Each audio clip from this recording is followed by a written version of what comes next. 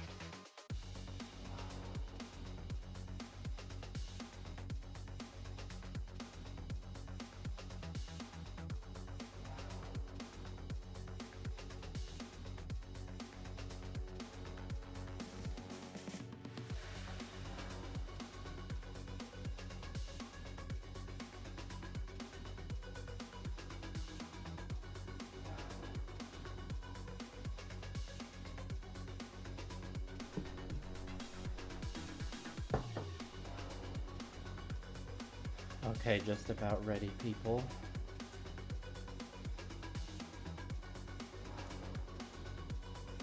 Thank you, DP.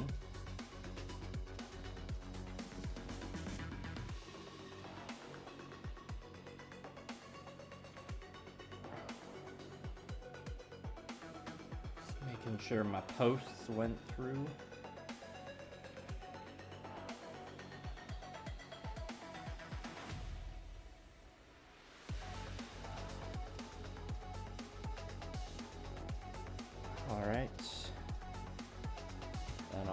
Good.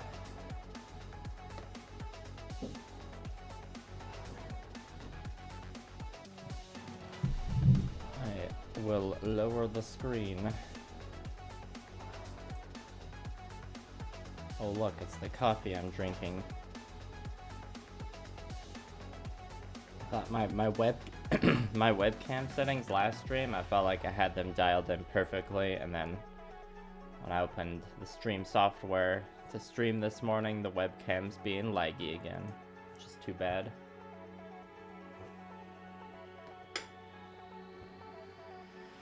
But you know, it's the overhead camera that really matters. Thank you, Country Fried Minis. Excuse me.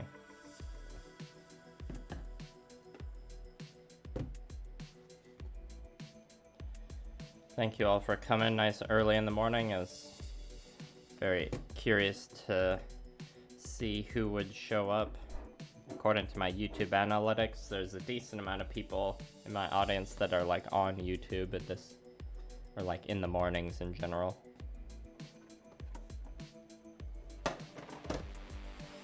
I wasn't sure if it'd be like the same people who usually watch the stream, but you know, coming in the morning, or be, you know, people in different time zones that don't usually watch. Good morning, Shane. Thank you. The coffee I have, it's a dark roast from the Kootenays in BC. It's roasted. I can't remember the actual brand name. It's a pretty I think it's called, the name of the coffee is called Prince of Darkness, so it's like a pretty bitter dark roast. That's how I like it. And you know, my main inspiration for my tastes of coffee is Twin Peaks. Black as night on a moonless night. And I'm just starting things off with re-moistening the wet palette like usual.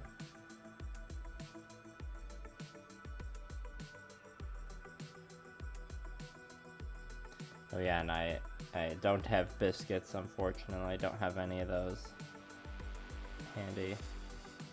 Maybe if I need a break later, I'll grab like a cookie or something.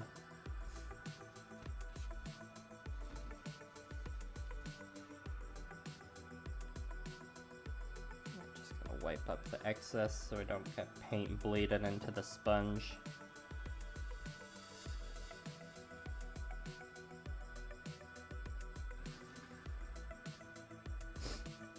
Bitter is best. Hello, Jose. Hello, Nightwatch.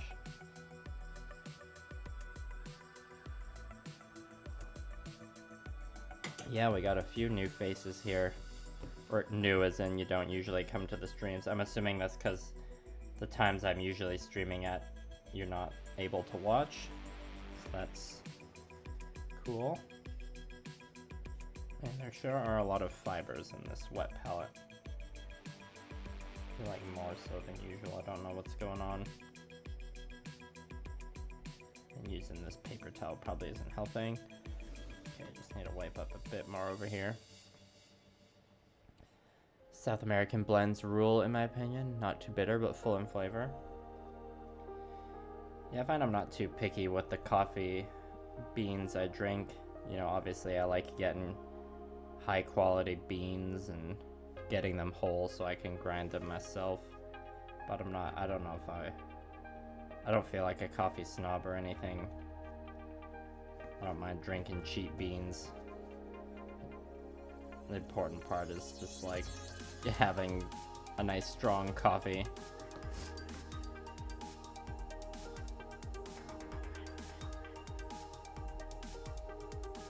And hello, the Highlander. Thank you for the intel.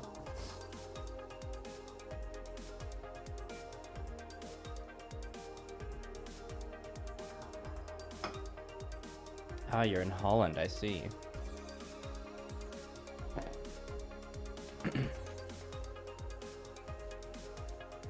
Put on ye old glove of painting. So this stream will just be, I've gotten one leg and one backpack thrusters freehand done, so I'll just be copying the patterns I did on them onto the other leg and thruster. And we'll shoot for like a 2-hour stream, we'll see. I've got a different lens on than usual too, so hopefully focus isn't a big issue or anything. But here's the leg I worked on yesterday. We can see we got plenty of those squiggly lines, similar freehand to what I did on the Gushin, because this one is going to go next to it on the crew. So, you know, pretty going from a solid edge highlighted block of color to just a lot of visual information all at once. This is just like the, what I call the blocking of the freehand, like all of this is gonna get highlighted as well. Thank you, Shane. And here's what the thruster looks like. The black edge highlighting isn't done on these pieces.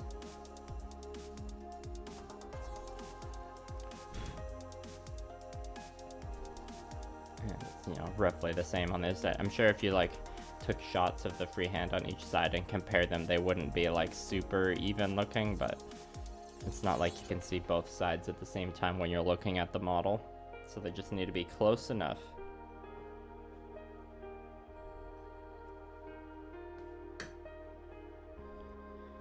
So this will start with the thruster.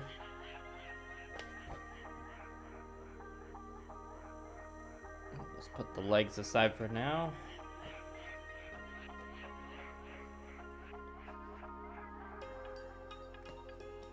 And before we do the freehand, we just do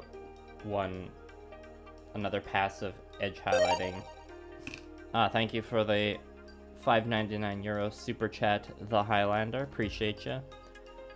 Was wondering this for some time. Why do you do a metallic undercoat when painting non-metallic over it? Good question. Also, hello, Caleb.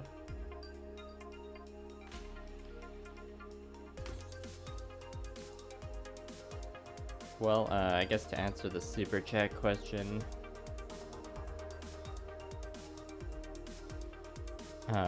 you know, my thing is hand painting, not airbrushing. I usually have a pretty frustrating time with the airbrush, so when it comes to airbrushing, my workflow, it's been a lot of like,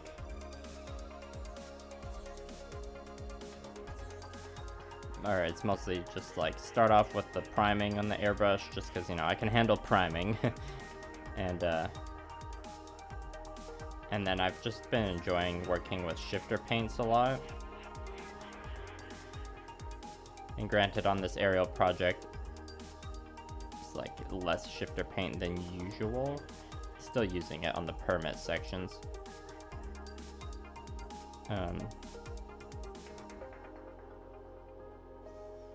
But my thing for a lot of my gunpla projects is like start off with a shifter paint for the underframe and then kind of plan the whole color scheme around that, sort of. And shifter paint, hand painting that on doesn't, like, it's doable, but especially on like a large, relatively smooth surfaces, I wouldn't recommend like hand painting that on. It's like shifter paints do look a lot better through the airbrush. So usually my workflow is like prime and then like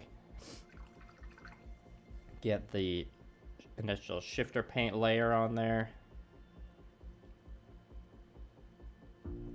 and then I suppose like I could do some airbrushing after that for like some of the base coats depending on what sub-assemblies I'm doing, but I find I'm just like more comfortable with the brush, so I usually just paint them on, and like my brush control is good enough, I can paint around the panel lines without having to mask or anything, so it's faster for me to just like hand paint it all rather than spend all the time masking it, and then, you know, you gotta spend time letting the paint cure.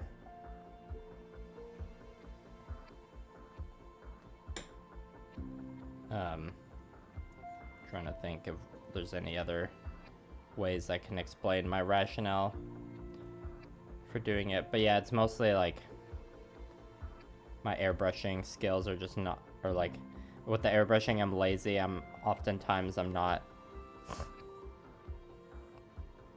like, I'm just eyeballing my mix of thinner and stuff, and like the coat doesn't always go on evenly, or like oftentimes something goes wrong with the airbrush with me, so my results are just more consistent hand painted, but I still use the airbrushing for priming and then the shifter paint. Oh yeah, and the other thing I was gonna say is a lot of the time I paint like this leg here, it's locked in place into this pose. Because, you know, with the fragile acrylic paints, if this leg was like fully bendable and posable, it would just tear up a bunch of the paint when I try and move it around.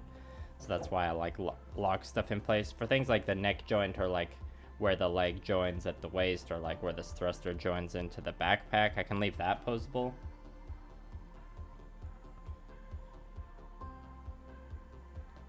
But yeah, I don't need to like get full coverage across like all the underframe parts if I'm like painting a piece that's like partially locked in place. So it's like nice and easy to just spray on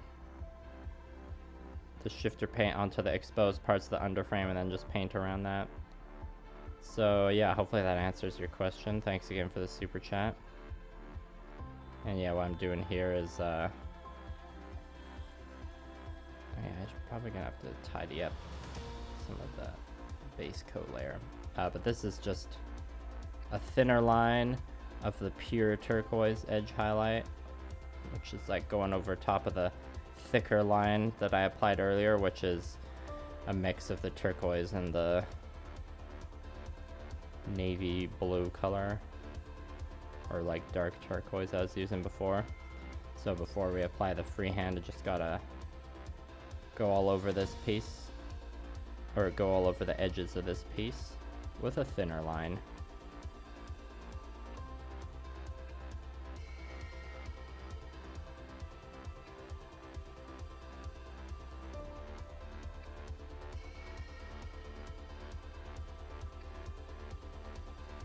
Well, with the good turnout of this stream, I have some things to consider when scheduling next streams. Like perhaps I could do one during a week. I could do one evening stream and one morning stream, or who knows? Maybe if I ever pivot to being just like streaming more so than video. I mean, you could honestly say I'm doing that now, but I could just. What if I just streamed like every morning, Monday to Friday? Lots of possibilities. I'm also job searching right now, so I don't want to commit to a stream schedule and then have to change it because I got some job that disrupts it.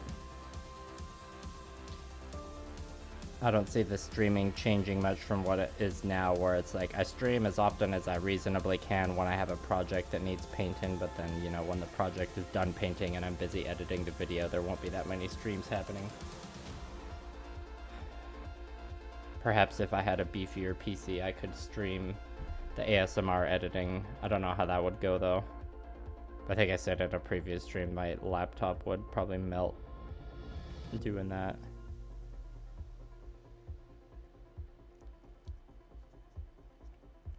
Oh, and Country Fried Minis asks, do you find a 2-hour stream balances productivity and viewership pretty well? Never quite thought of it that way. It's more about 2-3 hours is like more based on like my painting stamina.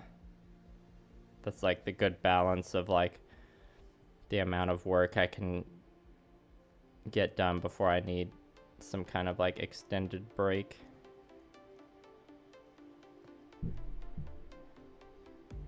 And I guess like part of viewership factors into part of it. Like if the stream is less than 2 hours, then that's like fairly short window. It seems like less people would be able to catch the stream because the window is smaller. But it's mostly based around like me feeling like I've gotten a decent amount done. Like if I stream for 2 to 3 hours, then I can confidently take a break after and feel like I got a decent amount done. And usually like every once in a while, or like fairly often, I'll do a stream that can go to like 3.5 hours, but you know, any longer than that and I start to, you know, more painting mistakes start to happen as it becomes more obvious that I need a break.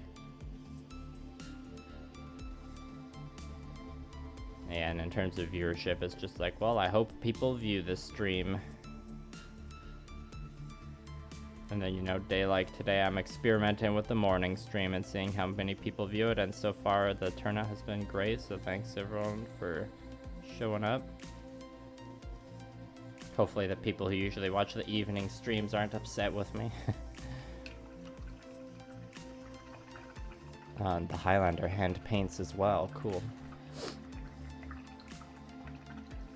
Yeah, I guess to answer your question, the Highlander, the reason is just to start with one single style of coat. Yeah, it is. It's mostly like ease, you could say. And GS Tyler, hello. Yeah, it's water-based acrylic. That's what I work with. Same kind of paints you'd use for miniatures. Caleb likes the morning stream better. Good to know.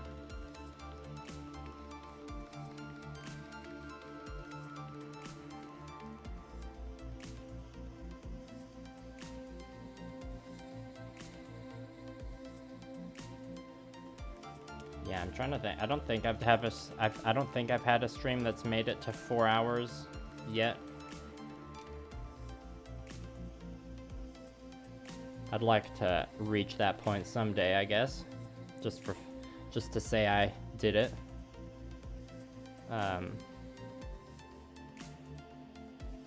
Where is I going with that?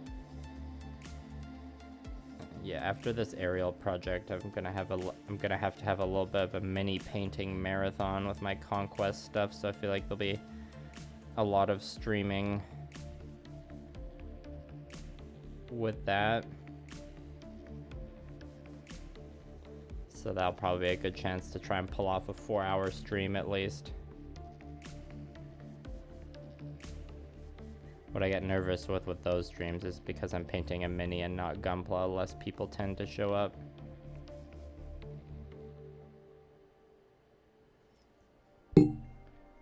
So the people who do show up to the mini painting streams, just know I appreciate you extra hard for wanting to watch my stream regardless of what I'm painting.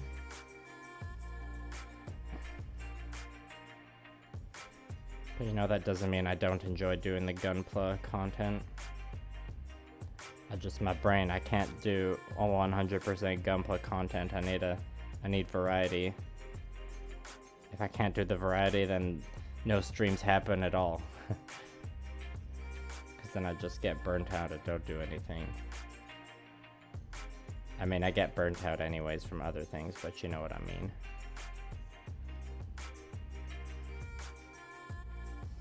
I think on the other pieces I painted, I did a cleanup pass round of just going over the navy blue color, which I haven't done on this piece. So you can see there's like, I mean, it's kind of hard to tell on the camera, but there's some like imperfections in the paint that could be cleared up. But maybe with this thruster, I'll see if I can get away with just hiding the mistakes with the squiggly freehand I'm putting over top.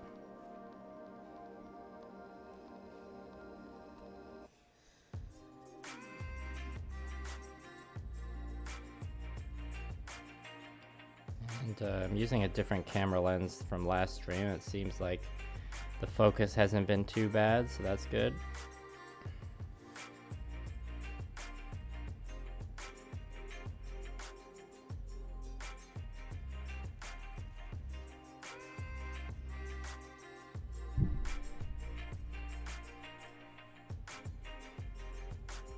I do wish my webcam wasn't as laggy, but whatever. Now I'm having a flashback now to like at the beginning of this year. I tried to upgrade my stream setup to have a second like actual camera going for my face, but my computer's USB splitter, etc., and software just didn't like that. It was super glitchy and laggy. It wasn't worth it. Also, thank you for the second super chat. Is that the second super chat from the Highlander? Yeah, we got a 11.99 euro super chat. You always prime all pieces with different color cans before I build in hand paint. Moving the unit's parts never messed up the primer layer for me. You're hand painting a Char, Zaku, and RX-78 diorama at the moment. Nice, nice. Yeah, I've had mixed results with keeping kits posable. When you're priming with the cans, is that acrylic paint?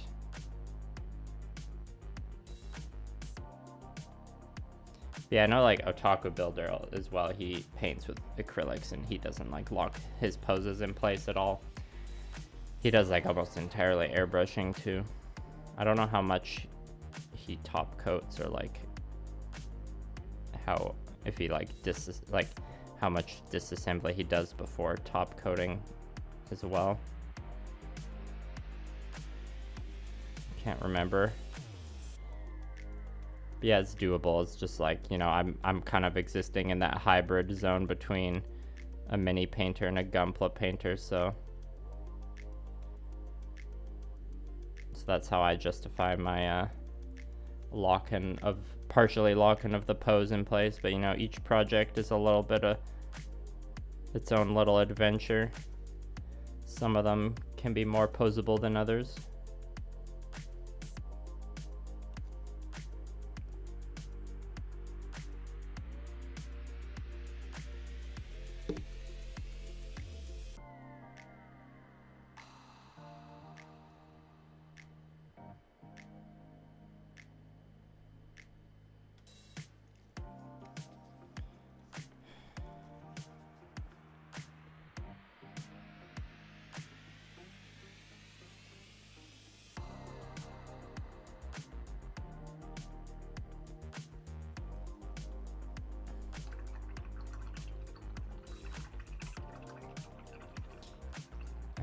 GS Tyler is curious about my hand painting setup. Is that a paper towel over a big sponge?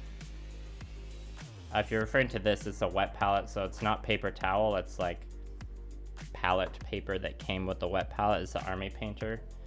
And the sponge, it is like technically a sponge underneath, but it's like a proprietary sponge made specifically for this wet palette, so it's not like the kind of, I guess, normal sponge material. It's a bit like denser. I don't know how to describe it exactly. Other wet palettes I've used, it does just like literally look like a sponge.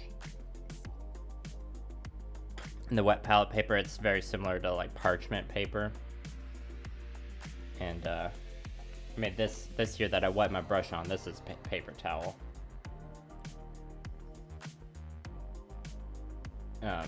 Yeah, and the wet palette, that's like, you know, it keeps the paint wet.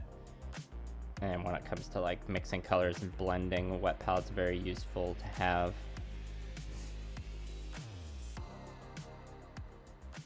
With my style of painting and the dry, arid climate I live in, I would not be able to do what I do without a wet palette. But, you know, plenty of people can get lots of great painting done without a wet palette. But for me, the wet palette is a very useful and invaluable tool. And the Army Painter wet palette is quite good.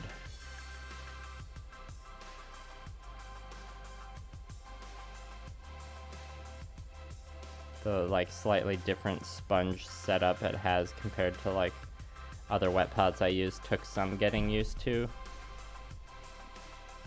But now that I've used it on a handful of projects,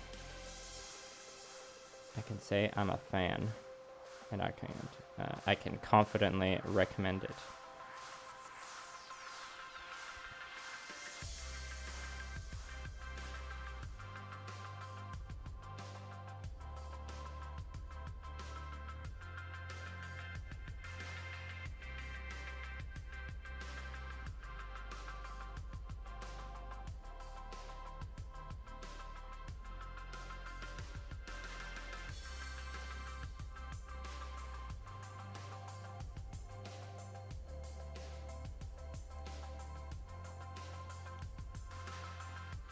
Ammo Titans Hobby Primers, what the Highlander uses. Don't know that one.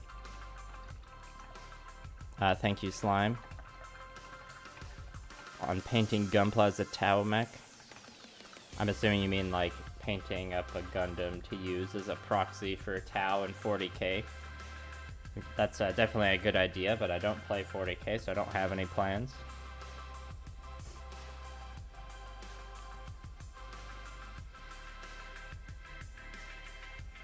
Now I just I'm remembering pictures of someone painted an RX-78 and put it on a base to be a Dreadnought proxy for their Ultramarines army.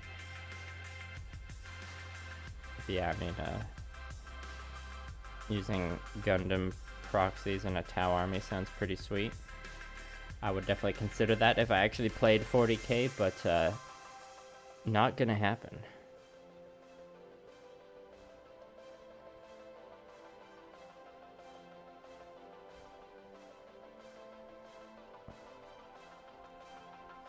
The only games I've been really playing these days has been Conquest and Gamma Wolves.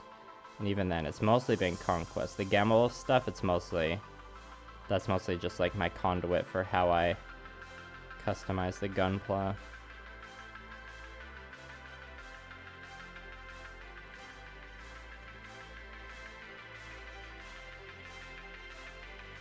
Generally, I got like, or at any given time, I got like one sci-fi game I'm into and one fantasy game.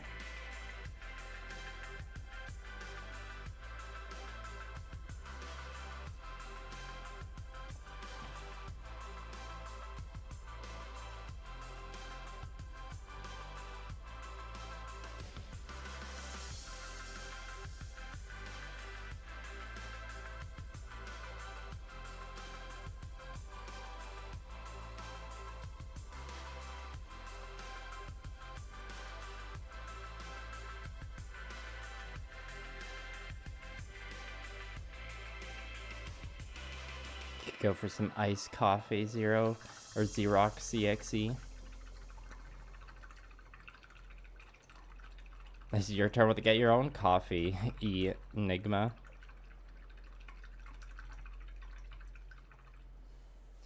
GS Tyler, the Tamiya acrylic paints they're a bit more chemically than the water-based acrylics I use, I'm pretty sure, so. And I don't use the Tamiya acrylics, so that one might require a bit of research before you use it on a wet palette. Not entirely sure, but there's a lot of information about wet palettes out there, so I'm sure someone's tried it. 40k paint styling Gundam, yeah, that can kind of be just, that's like very similar to how I'm doing it, I suppose. What is it about 40k game I'm not into? It's mostly, well, yeah, the price is one thing, but I mean, to a certain extent, like all war games are pretty unreasonably expensive. Like, yeah, I mean, with 40k, yeah, I mean, where do I even start? I think a lot of it boils down to, like, I'm not a fan of Games Workshop as a company. Don't like the way they treat their audience or how they treat content creators.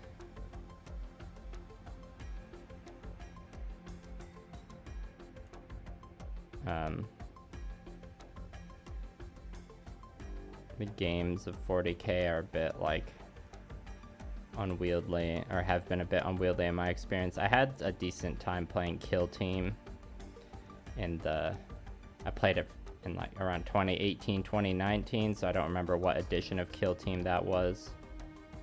But when it came to like picking it up again once the pandemic started like easing off a bit and I was able to like play games with friends again, we tried out one-page rules instead. So I didn't want to, like, you know, there's a new edition of Kill Team at that time. I didn't want to buy like a whole new book, and what I did see about the new edition of Kill Team I just wasn't super into.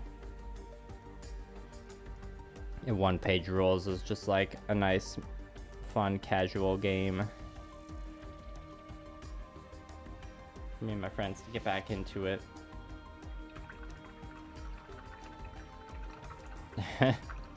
Yeah, I mean, I played Magic the Gathering for like competitively for a year,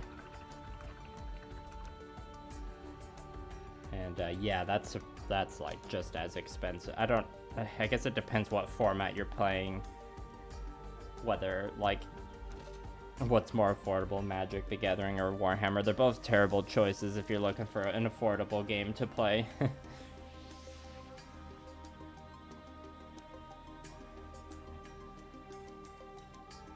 And a lot of times, sometimes the rules balance with like 40k and Age of Sigmar can be good, but a lot of the time it just seems like a total mess.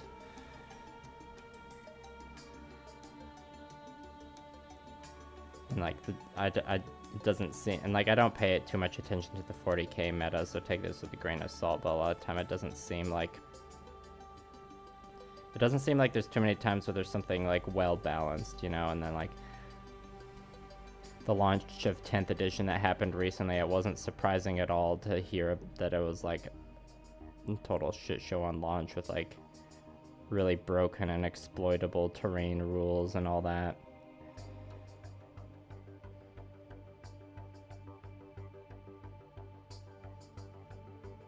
And I guess there's also the fact to consider when it comes to like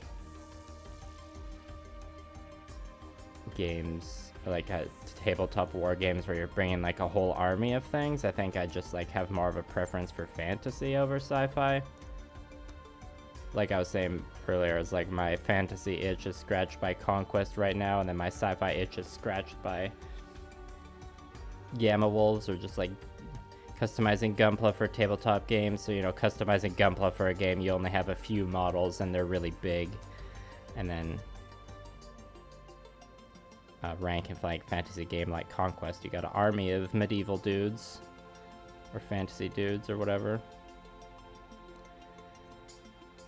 So I got a decent variety there.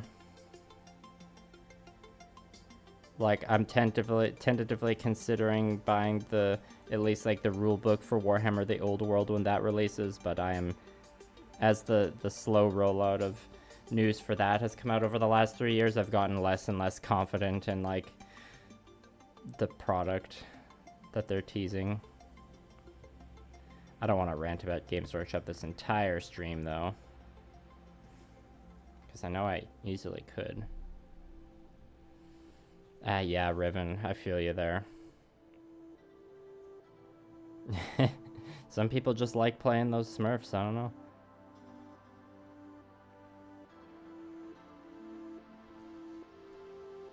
Yeah, my collection definitely has more fantasy minis than science fiction. But then a lot of it is also War Machine minis, which is like steampunk. So it's like kind of sort of in between. I guess it's closer to fantasy than it is to like 40k.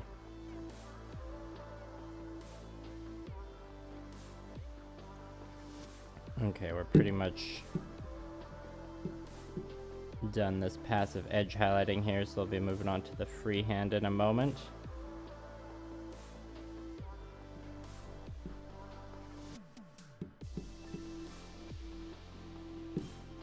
Sorry, I keep bumping the mic there. Also, everybody, yes, Country Fried Minis, it's layer 2 of edge highlighting. The first, the base layer is this Secret Weapon Titan Dark Navy. It was okay. It's like a little lacking in pigmentation. So like I had to put on thicker coats than I usually do to get the coverage I wanted. And the first layer of edge highlight was a 50-50 mix of these two. Maybe it was more like a 60-40 mix, 60 being this. And then the edge highlight I'm doing right now is just Hawk Turquoise. Also, this paint has like the old school Games Workshop paint smell. If you know, you know. Alright, I was gonna say Country Fried Minis. I enjoyed your video when you're like talking through one of your Battletech commissions. And also the one where you're painting like a large scale Battletech mech. So people watching in the chat definitely recommend checking out Country Fried Minis. There's a very, very good intro to his videos where he deep fries a mini, so it's very on brand. I enjoyed it.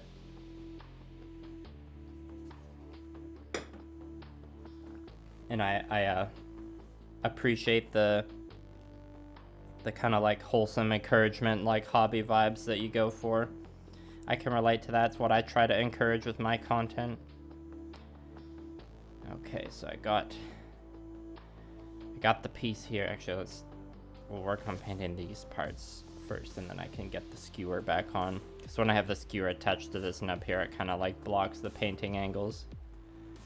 Right, let's catch up on the chat before I go. You're looking, Highlander's looking for a D&D style role-playing game where you can bring whatever, both fantasy and Gundam. Well, I haven't read through it yet, but I picked up a book, 5 Leagues from the Borderlands recently, which is kind of like a solo, like RPG war game.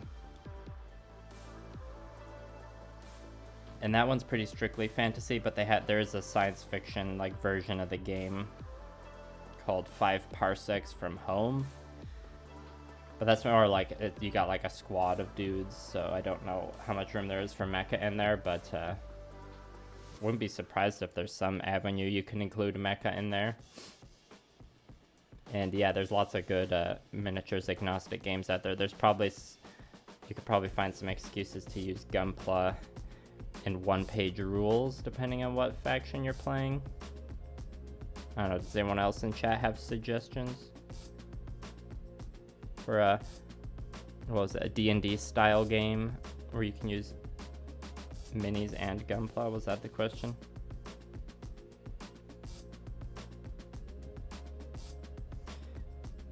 Oh, those dots are a little uneven. A lot of the time with this freehand, I like paint the initial shape on, and then I like have to clean up around the edges with the Titan Dark Navy color.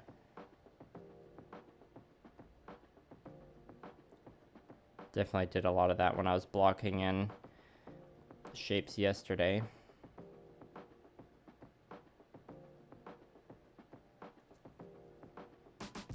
And I don't aim to achieve perfect symmetry, because it's just too unreasonable an expectation to make for my skills. So we go for close enough symmetry, you know? So I'm gonna like block on this initial shape, and then I'll tidy up the edges of it.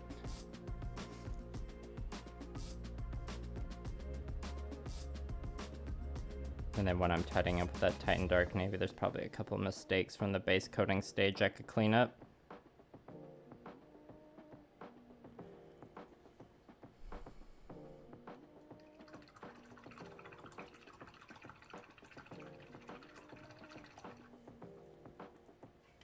Yeah, Revan, this is just like the piece I did yesterday when I was blocking out the freehand. So I just have it. I have it here, and I also did a leg. I'll just show that again quickly. I showed these at the beginning of the stream. I just have it to the side here so I can, you know, copy the shape onto the other thruster.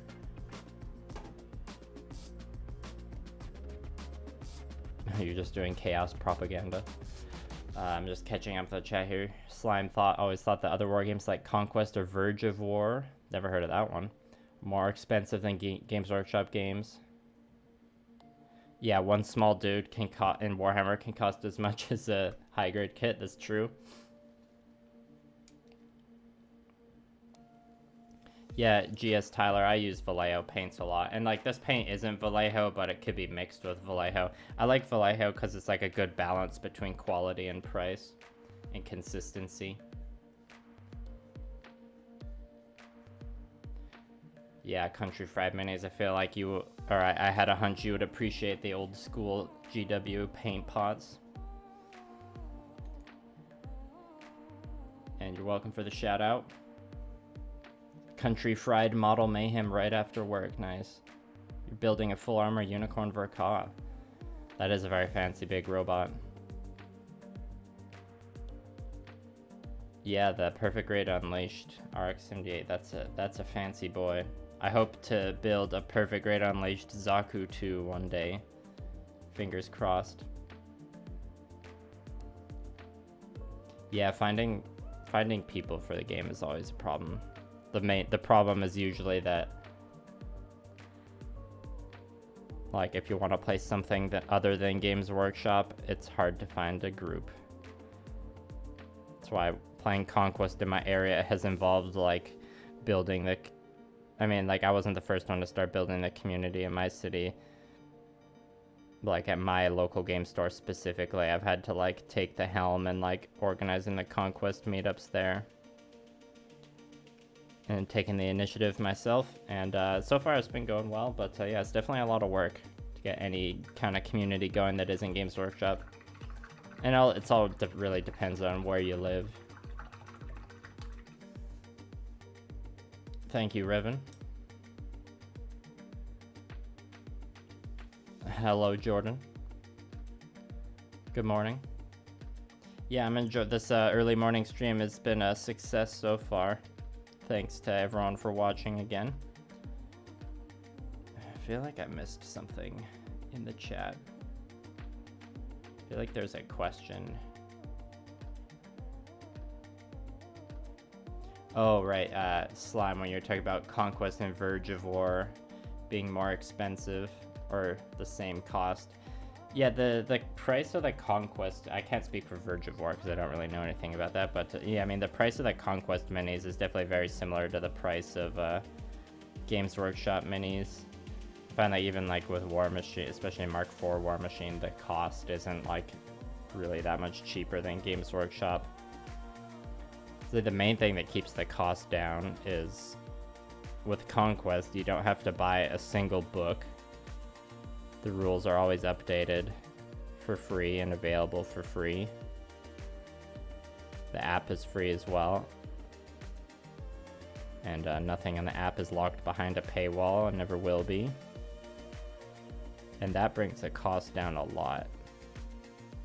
And I know like a lot with Games Workshop games, like there's probably some people that say like you don't have to buy the book, but you know, Games Workshop would never say that. And I think with games like Conquest, there's less of a chance of your purchases being invalidated by like a rules update. You know, like a lot of time when a new edition of Warhammer comes out, the stuff that's like really powerful and popular that you'd bought multiple units of for your army is like not worth taking anymore. So like those models won't see the tabletop as often. Or I know like I've heard something recently about a bunch of like old Space Marine models getting the axe in terms of like not being valid for like current edition 40k play. So if you wanted to like say in 9th edition you wanted like a Space Marine army with a good amount of like old school Marines in it, you spent all the time like acquiring them and painting them and all that, and then GW is like, oh, in 10th edition you can only use the Primaris Marines. And I don't know what actually happened with it because I only tangentially pay attention to 40k, but you know, if you spend all that time acquiring, building, painting, customizing your unique Space Marine army, and then if even parts of it get invalidated, that feels bad. I'm pretty sure that hasn't happened with Conquest, as far as I can tell. I mean, the game Conquest has only really been around since 2019. But I'm pretty confident in saying that the people making that game don't want to be invalidating anyone's purchases for the sake of making them buy new ones. Alright, well, good luck with the wet palette, Tyler.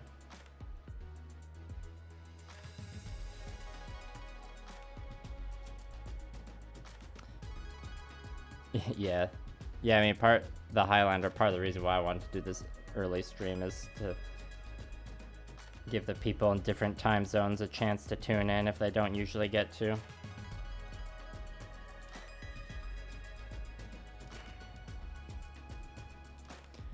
Country Fried Minis, on the topic of non-GW gaming with the Georgia community, you recommend taking the plunge and painting 2 forces of whatever you want to get into. Yep, that's a good recommendation. I mean, with my that's part of the reason why with my Conquest stuff I have a Spires army and a 100 Kingdoms army. And it's definitely come in handy in growing the community and having like multiple armies to let people use for demos.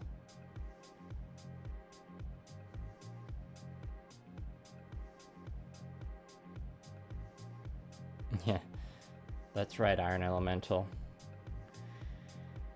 We love our old school robots.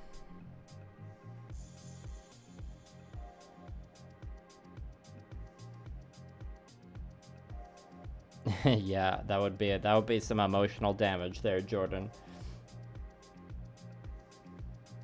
I mean, the privateer press stuff that rubbed me the wrong, like, yeah, I mean, getting some of my privateer press models somewhat invalidated was frustrating for sure. I got more frustrated by the really slow rollout of the rules with privateer press, more so than the invalidation of some models. How does this squiggly line go? I think we go like this. Yeah, privateer press, I could rant about them for a while, as I'm sure I've already done to you many times, Jordan.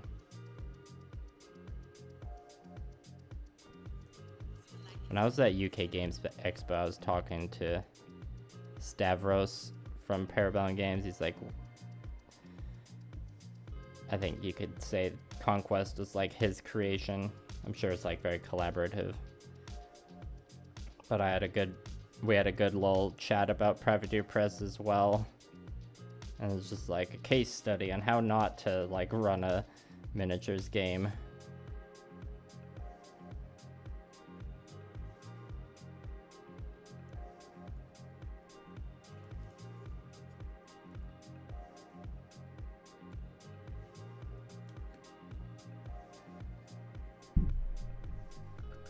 Okay, I need to was a bit too forward. Steel Rift, yeah, I definitely heard of Steel Rift. My local game store hasn't gotten any copies of that in. But you know, they carry Gamma Wolves, so maybe one day they'll have Steel Rift. Steel Rift looks pretty cool. And obviously, with the amount of Gamma Wolves I've played, I am a fan of Ash Barker's work.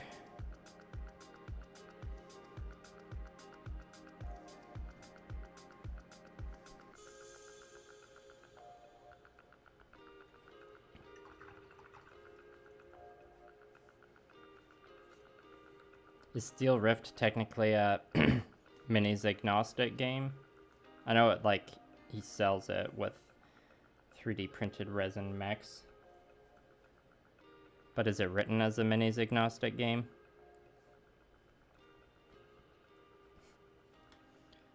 I'm so into minis agnostic games at this point, I'm just kind of like, any game can be a minis agnostic game if you want.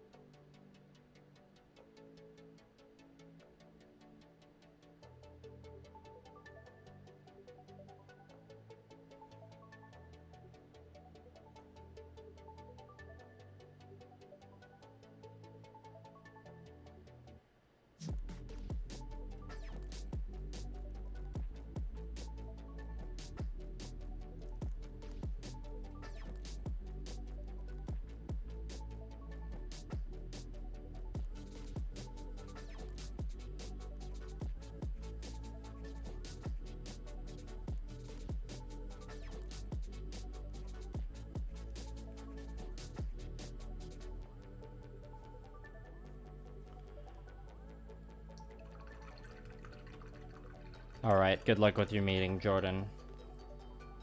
Thank you for having me open in the other tab. Highlander, my minis agnostic game that's like a bunch of games in the last few years recently have come out that are minis agnostic, where it's like the game is just the rules and the spirit of the game is just to like use whatever minis you want out of your collection. I can't remember what the very first minis agnostic game I heard of was. Yeah, that's a good question actually. It might have been one-page rules. And like, you know, when you think of like tabletop RPGs, those are like minis agnostic, because it's like, yeah, I mean, you're using just like whatever minis the Dungeon Master has in his collection or whatever. And like a game like One Page Rules is written to be like a replacement to Warhammer. Or you could kind of say that like a lot of historical minis games are minis agnostic in a way.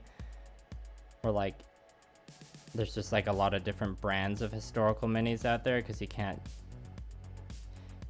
copyright like a Celtic warrior, like a Roman legionnaire necessarily. Does that look? Yeah, that's good enough. Yeah, definitely look into minis agnostic games. Highly recommend. A lot of the time all you need to buy is like, you know, a $30 to $50 book, and that's the entire like game purchase made right there. Like Gamma Wolves is a minis agnostic game of like post-apocalyptic mech warfare, and like a lot of the pictures in the book use like 28mm scale mech models, but then, you know, there's a brief entry in the rulebook about using gunpla models, and that was kind of what got me, or as soon as I heard about that, I got like super into customizing gunpla for tabletop games, and you know, here I am. Excuse me. Yeah, the starter set for Steel Rift does look damn fine. Oh good, it is written as minis agnostic. This seems like something Ash Barker would do, like release his models for his own game, but also make it minis agnostic, because he's just a solid dude like that.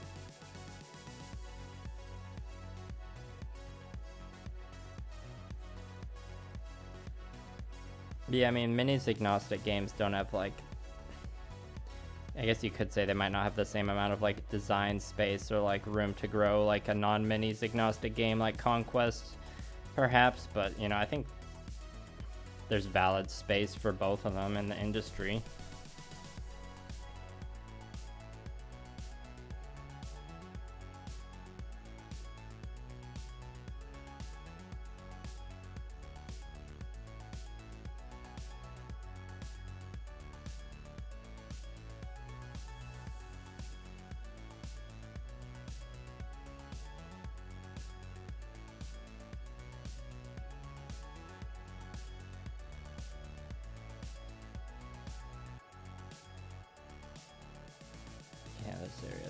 Are a little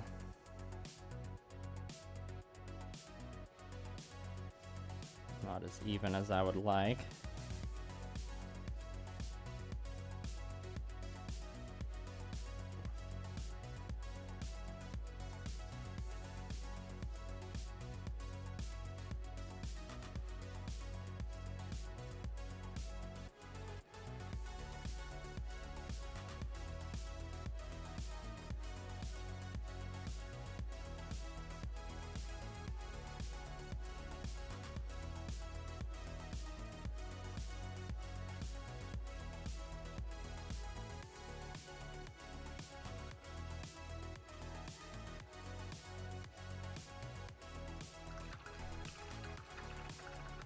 And yeah, with the minis agnostic games, you do have to, it is ideal to have everything be in the same scale. I guess depending on the game, you could mix different scales. I guess I've done that with my Gamma Wolves. The terrain scale I'm using is a different scale from the actual models, but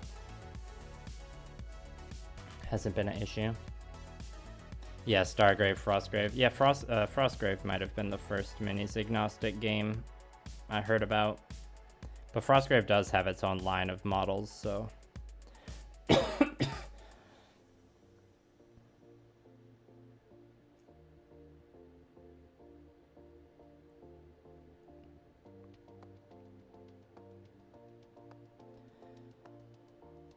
Well, we've been streaming for an hour.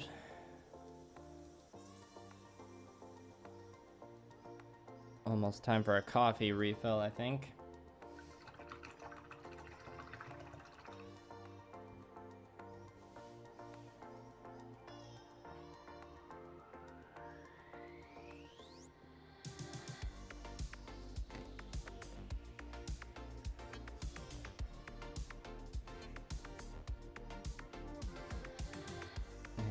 Clean up this lumpy freehand a bit.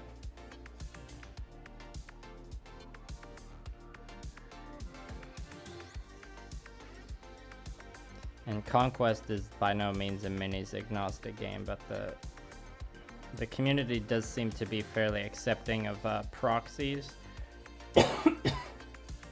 Excuse me. Like there's a lot of minis in Conquest that have rules for the models, but not like no models yet. No, they've got plenty of models to release and only so many resources, so sometimes it's like a bit of a slow rollout, but from what I've seen in the Discord and stuff, people seem to be pretty accepting and encouraging of proxies. Obviously in like official tournaments, I don't think anyone's like of the understanding that they should like allow proxies of whatever, because that's different, that's a tournament, but I've seen lots of good creative proxies being used in Conquest. I think with any minis game, like if you're not playing in an official tournament or even a non-official tournament, I think like proxies, like if you're just playing a casual game with your friends, I can't think of many reasons not to allow proxies.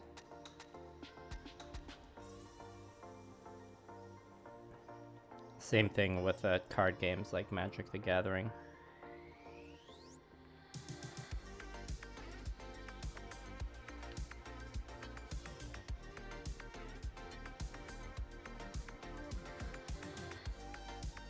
Maybe even more so with Magic the Gathering, because it's a lot easier to proxy a card than it is to proxy a mini.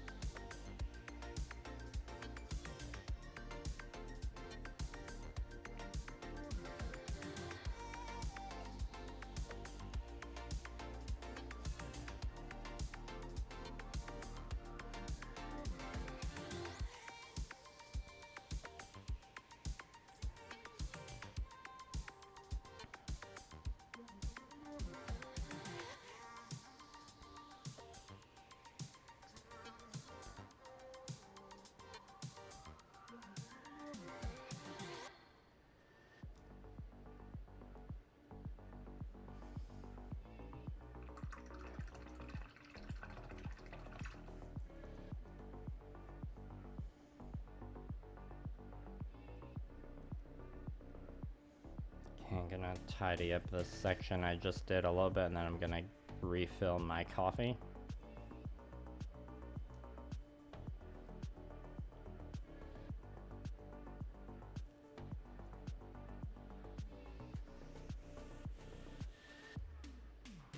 And hopefully the, you know, morning coffee poop doesn't kick in until I'm done streaming.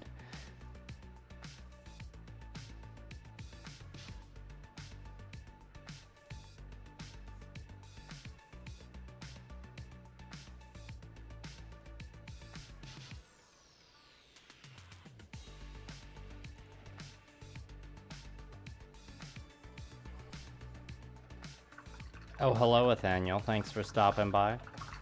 I did see the message you sent earlier.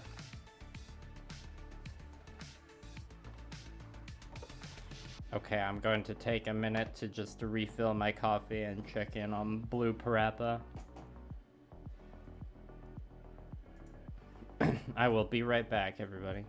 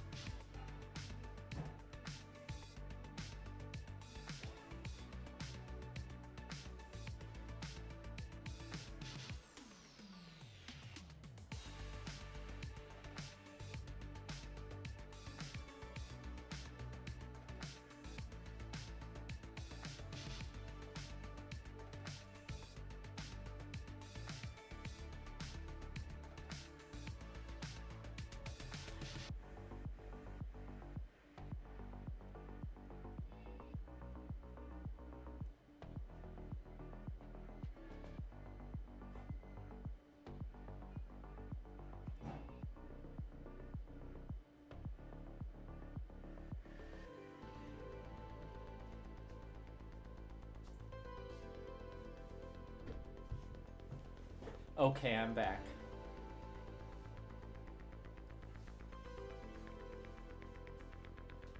Yes, Iron Elemental Gundam kits versus Battle Mech would look very wonky.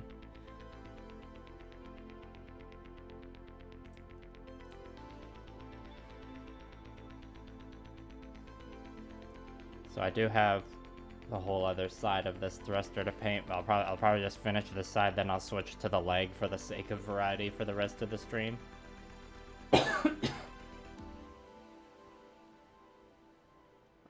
Got something stuck in me throat.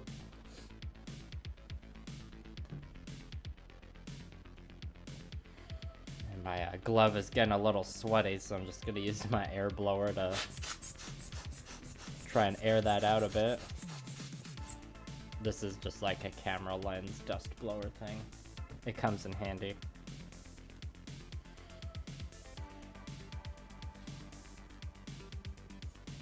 Something wet got on that.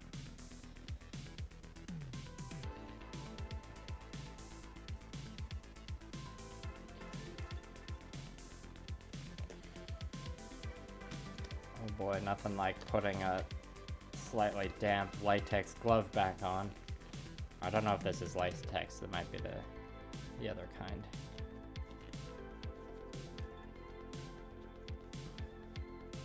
Oh, this is very unsatisfying, let me tell you. The print on the coffee cup, let me see if I can hold it. This is... it's a cat, it says Matte Cat. Yeah, sometimes I have, I've got a few choice mugs I like to use.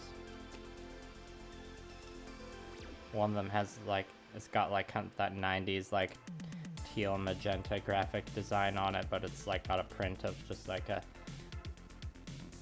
buff dude's torso holding a pillar on it. And of course I have a Gundam mug as well. Thanks for appreciating the mug.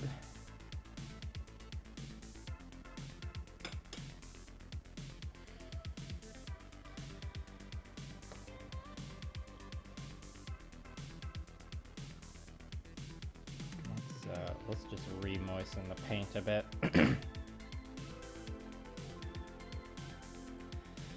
Yeah, beverages are very important for painting. And of course, you gotta make sure you don't accidentally drink your paint water or swish your brush around in your beverage cup. Useful hobby tip.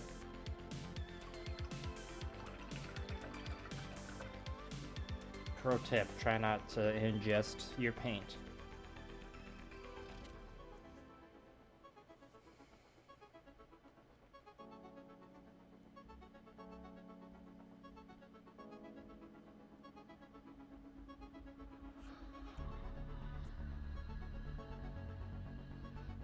If you do ingest a bit of paint, it's not as bad to ingest acrylic paint as it is lacquer or enamel, but I don't recommend ingesting either. That's my pro tip.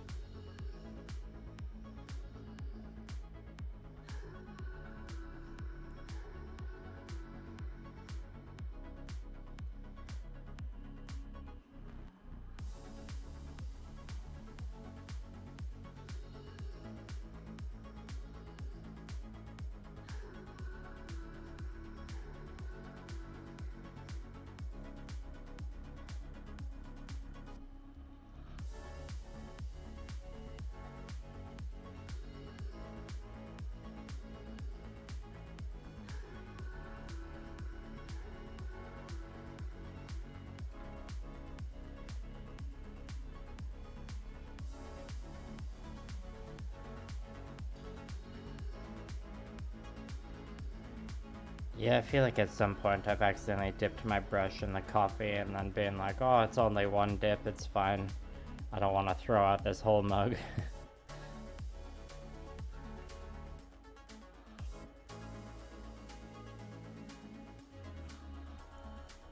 Don't take that as an endorsement, though.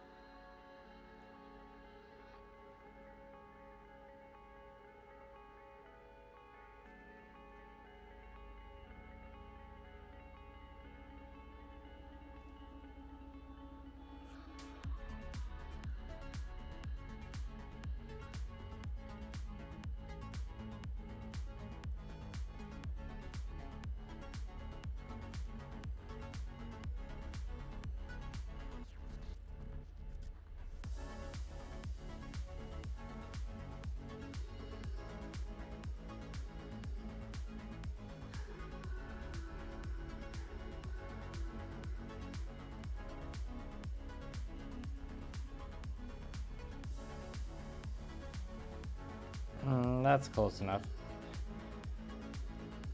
Yeah, definitely don't compare these freehand patterns to each other under a microscope or anything, because it won't hold up.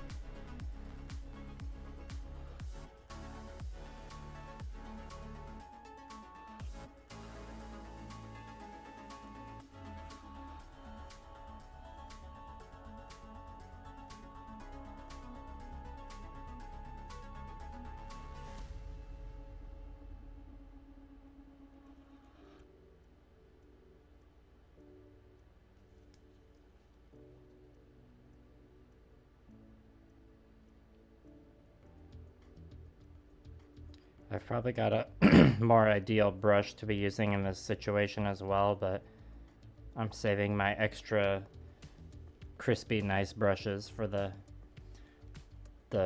further highlighting that the freehand will get after this stage.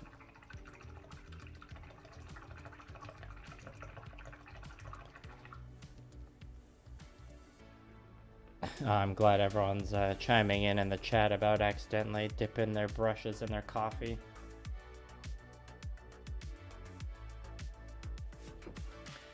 And yeah, that's a good point, Country Fried, that especially if the mugs look similar, Like if you ordered 2 custom mugs, one saying one saying paint water, one saying not paint water. It's like you think that'd work in theory, but yeah, there's some flaws to that plan.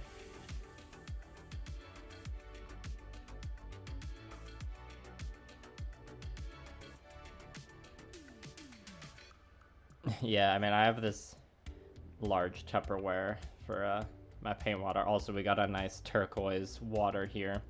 Some Mountain Dew, perhaps.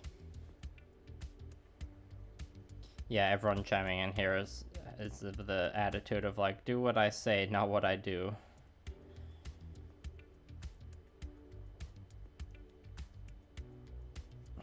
I mean, brush licking is just a fun part of the hobby that we can all participate in and feel silly about.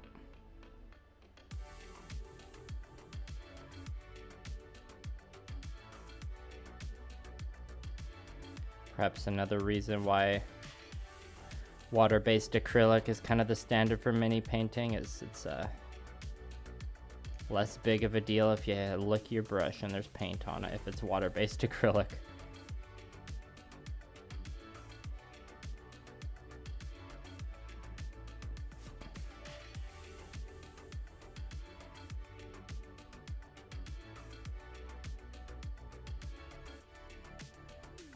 And much like when I was painting that Gushin project and trying out the freehanding for the first time there, a lot of the, like if you look up close to a lot of this paintwork, there's lots of visible brush strokes and it's pretty messy. And I'm just counting on the sheer amount of like visual information and like freehand all over the place to just distract from that fact. You know, the freehand and the edge highlighting, so. I feel like it worked last time and it's gonna work this time too.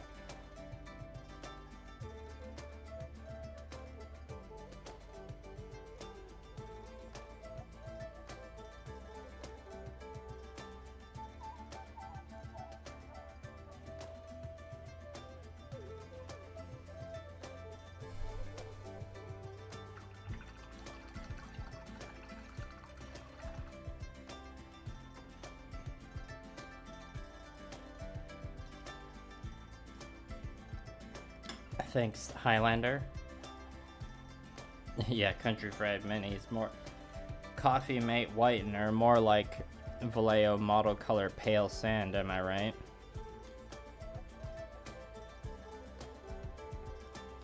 I think we need to put some more turquoise on the palette.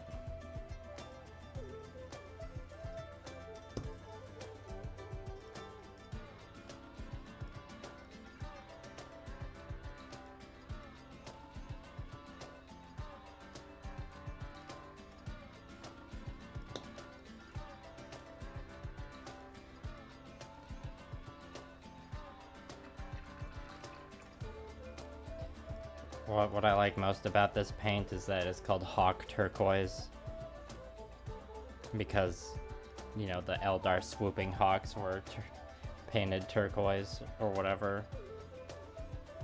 But, you know, if you didn't know that, it's like, what kind of hawk was turquoise? Why would they name it that? I don't know, has anyone in chat ever seen a turquoise hawk? Like the bird?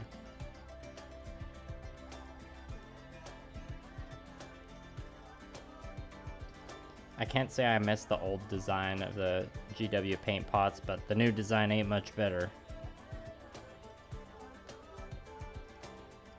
I guess the black flip top lids are better than the screw top lids that came like before. But you know, those ones have even more nostalgia attached to them. They're so hard to open though. I had to have like a dedicated wrench just on hand just to open them. I don't think I have any of those anymore though. I think all those have long since dried up or been used up.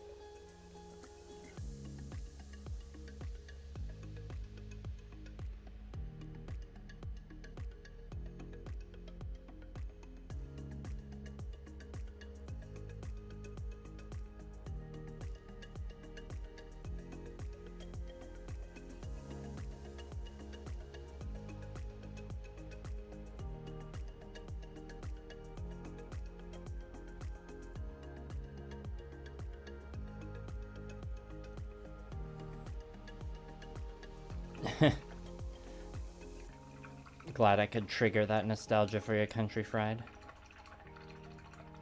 Yeah, if all I used was GW paints, or like I really counted on using a lot of them, I would probably put in the effort to transfer them to dropper bottles. But instead, I just buy paints that come in dropper bottles, you know, most of the time.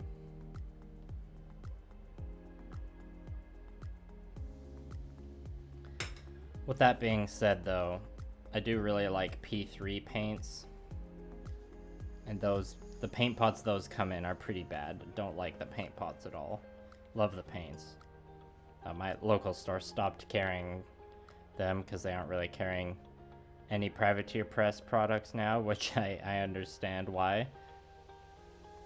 So I kind of just like, I bought some of their privateer press paints when they were on clearance from there. I got a decent handful of them. I'll just save for one-off projects.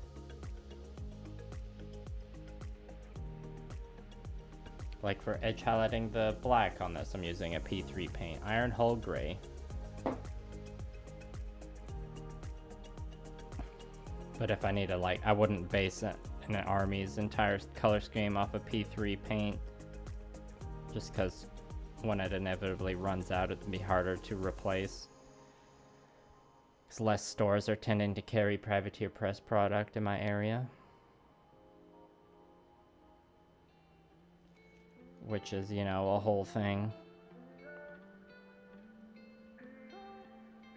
I thought I'd seen a picture somewhere of like a new design of privateer press paint pot that's being used now, but I haven't seen it in the real life yet. But if they changed it to a better style of pot, that would be nice.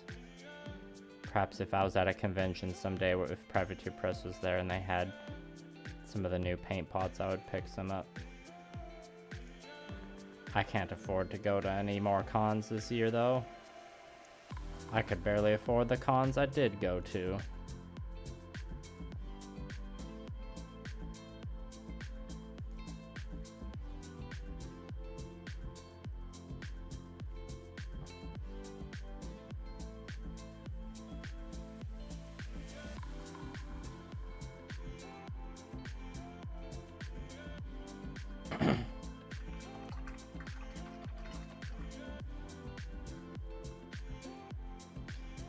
We're almost done this side of the thruster.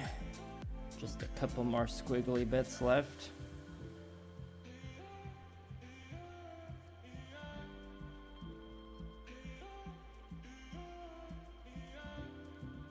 And then we'll move on to the leg for a bit. And then I'll make sure to at least go to 2 hours for the stream, you know, assuming there's no coffee poop interruption.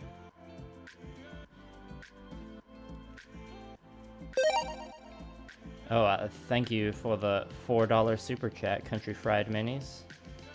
And with the little coffee animated emoji there, very appropriate, very nice. Appreciate it.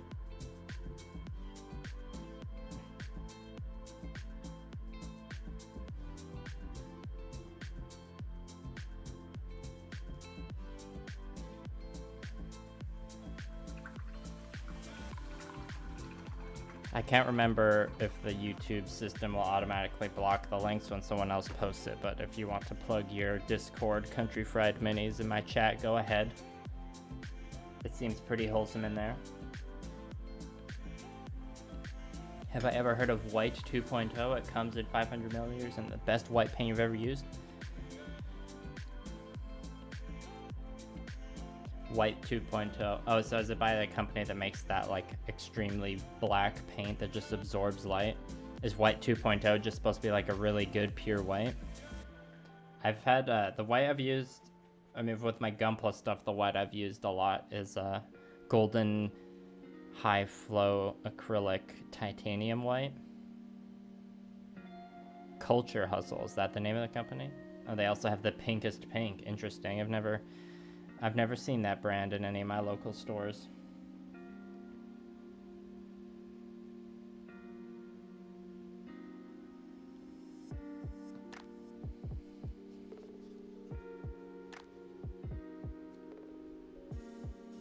Sounds interesting though.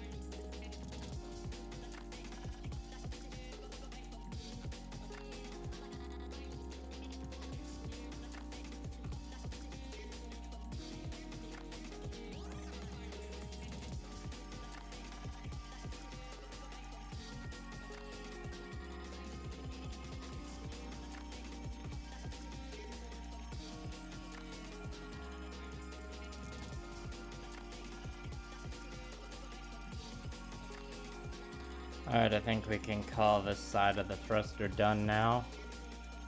So that was like rough, just over an hour of me painting a bunch of squiggly lines. So now we're gonna do that again, but on a leg.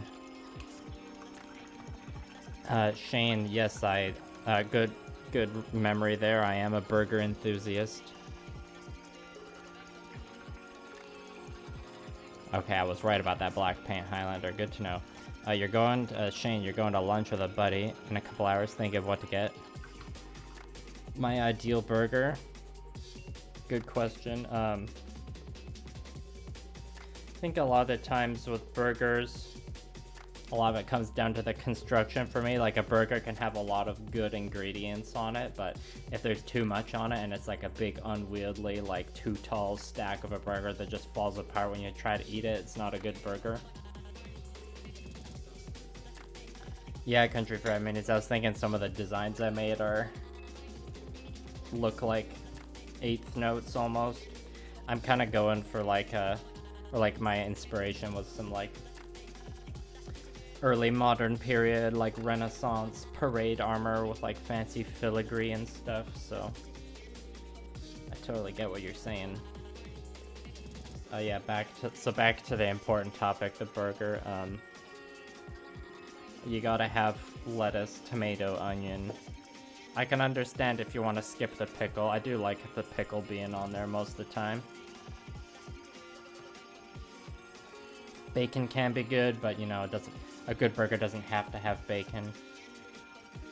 Gotta have cheese. There's a good burger place in my area where they have like a lot of different toppings you can choose from. Like you can get, they have like options for, they have like a salsa and a pico de gallo. And you know, multiple sauces, jalapenos or banana peppers. The bun to meat ratio has to be good. I don't like it when the patty is like super thick. I guess you could say I prefer like the smash burger style patty.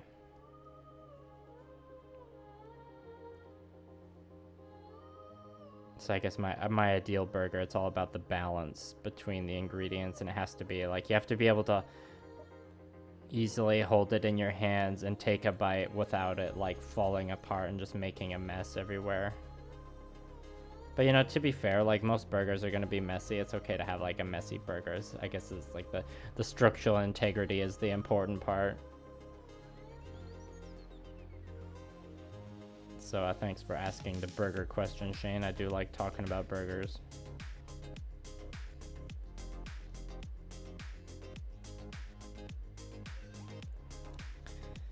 Yeah, and I never like beef brisket sandwiches or beef dips or whatever you call them, because it's like or like a steak sandwich, because like a lot of time that's just bread and meat. I gotta have the tomato, lettuce, and onions and all that business. Alright, there's one restaurant I went to where they had like a seasonal special burger where it came with like a special kind of dipping gravy, and then like a little bowl of like the crispy like fried onions. So you dip the burger in the gravy and then dip it in the onions, and the onions would like stick to the gravy. That was good stuff, man.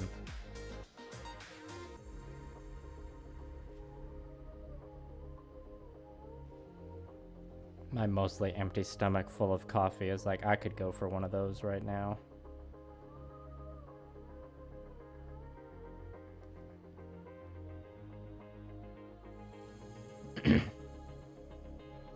Yeah, if you didn't see the earlier part of the stream, just like I did with the thruster, I have to do the second passive edge highlighting before I block in the freehand. And this is just like a smaller line on the edge of the original edge highlight line I did, which was a 50-50 mix of the navy blue and turquoise. You know, like a roughly 50-50 mix.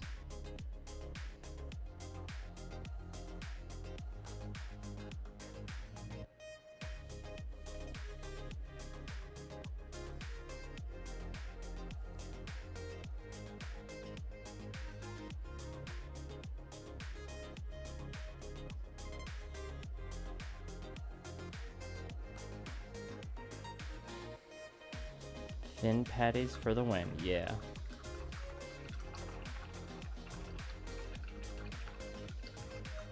Oh damn, the Gundam has a shifting armor plate mechanism, nice. Also, hello Goblin. Yeah, burger with egg, I've had a burger with egg that was too much because the yolk was like still a little runny on the egg, so like I just got like sauce and yolk all over my beard. It wasn't a great time. If it's just like a fried egg that's like thin enough to just kind of be like another layer on top of the patty, and if it's only one patty, then like I can definitely be down for that.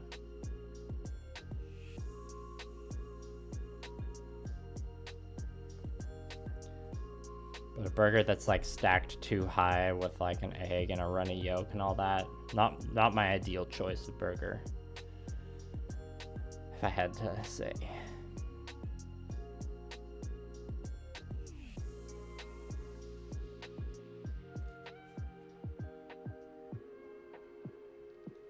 I think one of the fondest burger memories I have was in Finland. I had a reindeer burger that was very good. There wasn't anything, you know, super fancy about it other than it being like reindeer, but you know, eating reindeer is like not too uncommon in Finland. But it's just like a good quality burger.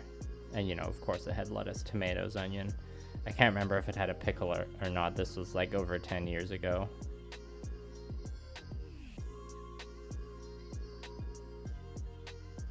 I've eaten plenty of burgers in my life. In case you couldn't tell.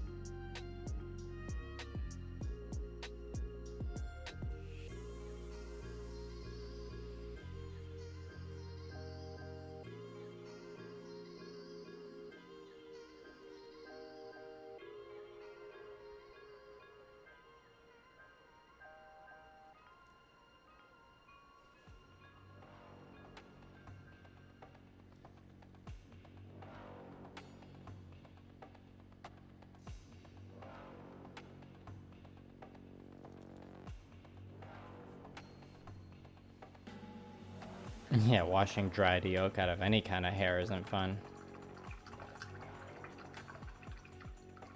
Beard solidarity, Shane. Ostrich burger. What did ostrich taste? Okay, it didn't taste like chicken. It was closer to red meat. Interesting. Yeah, I've never had ostrich.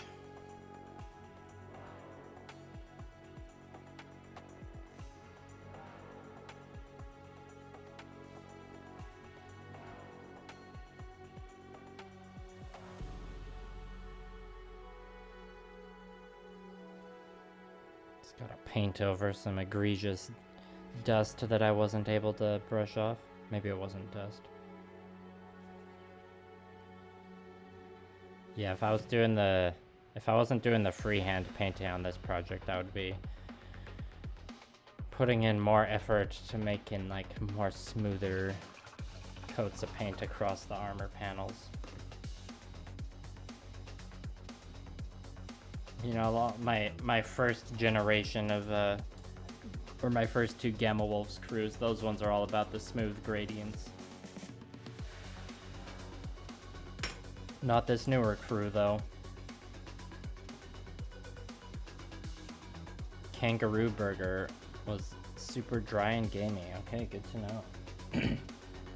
Ostrich Kangaroo, do you perhaps live in Australia?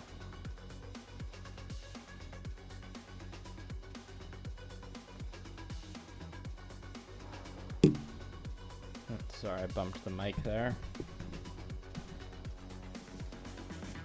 Oops, I touched some wet paint with my finger.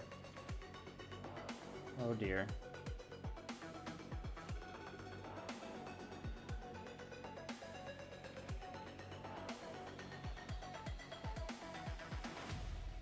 Oh, Kingston, Ontario. Gotcha. Not quite Australia, that's right.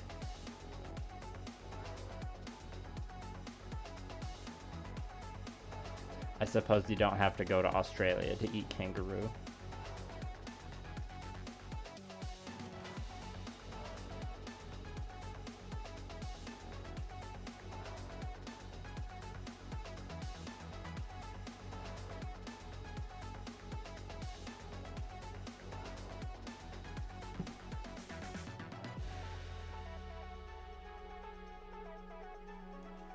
So this Thursday morning stream has been a pretty good success so far. If I did another morning stream tomorrow, how many of you would come back and watch that? I would either start at, today I started at 8 a.m. my time, so I'd either start at that time again or like an hour later.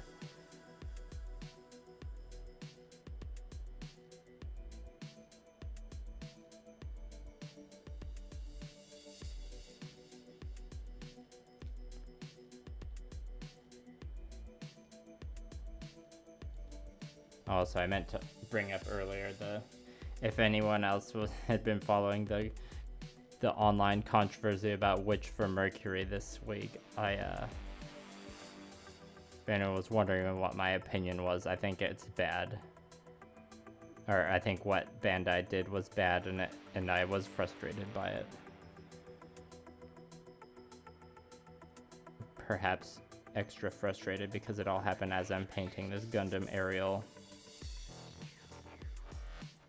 But it seems like fandom is gonna fandom, and everyone seems mostly united in opposition to Bandai's, their relationship is open for interpretation debacle. So at least there's some solidarity there.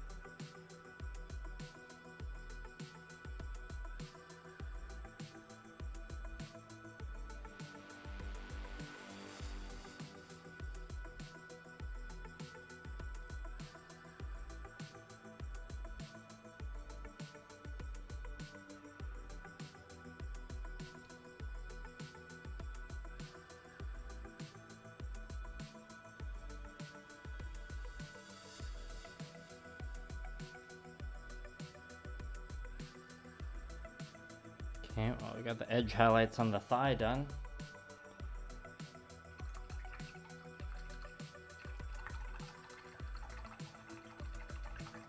Alright, thank you for your feedback on the Friday morning stream, people.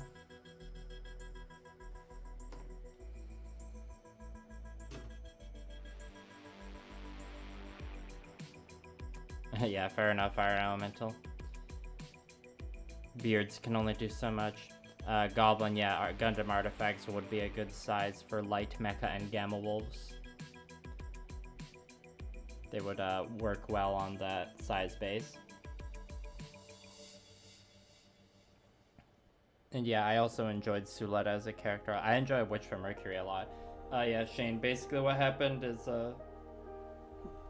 I guess mild spoilers for Witch from Mercury.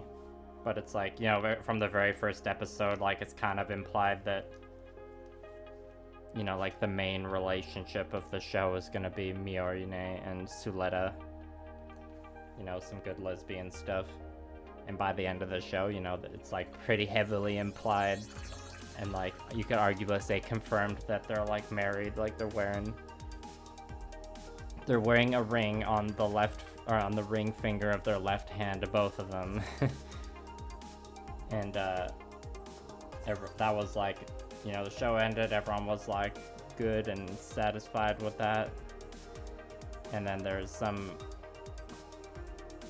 article in a Japanese magazine, like the print version was released one way. It's like an interview with somebody. The print version was released in one way where I think like the word marriage was used, I'm not entirely sure. But there was an edit done to the digital version of the magazine, because I guess someone at Bandai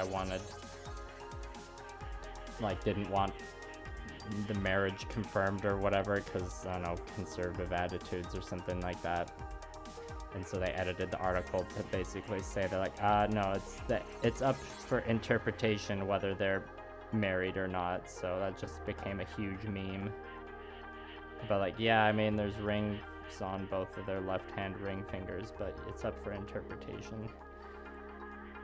And it's just a big shit show, and kind of disappointing. As a queer person, which for Mercury is a huge win. I mean, it still is. It's especially like with the community's reaction. Yeah, super frustrating to hear about.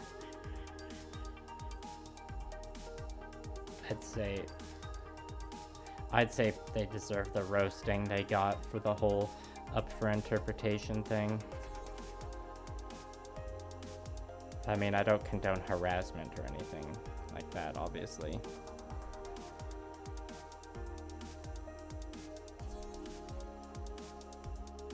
Yeah, I've probably said this in a previous stream, but my main critique of The Witch from Mercury is that it could have easily had 24 more episodes. It was cut short. You know, it's rare for anime to even get, or it's rare for new anime to even get 24 episodes in the first place, so I suppose we should be grateful for what we got at all.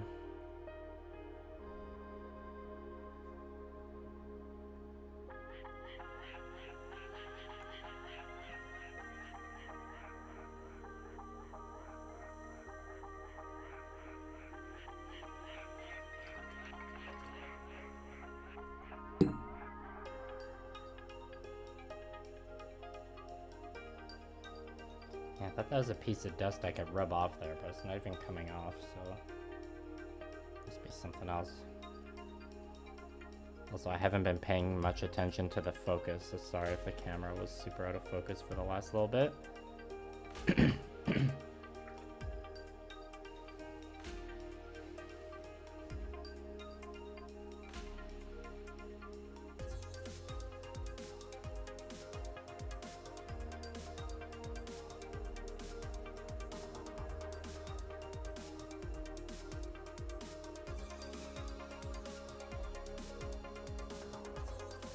Now I have the OP song for Witch from Mercury stuck in my head.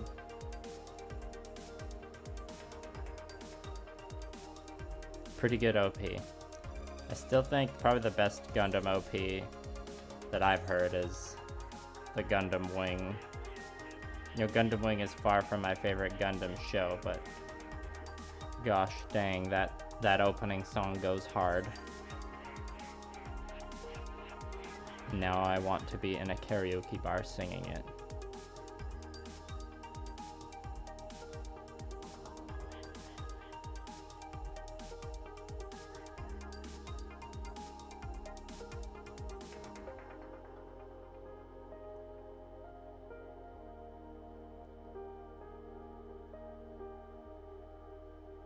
Speaking of Gundam Wing, if anyone's seen the Barbie movie, I can't not see Simu Liu's outfit. Like towards the end, he's kind of in like the green athletic outfit, and it just looks a lot like, or like from the waist up, it just looks like he just looks like he could be Hiro Yui from Gundam Wing. And I mostly think that just because of like a fan or like a meme edit I saw of one of the Barbie posters where they just made Simu Liu look like he was promoing for like a live action Gundam Wing because he was like in the same outfit as Hiro Yui. Hello, EL.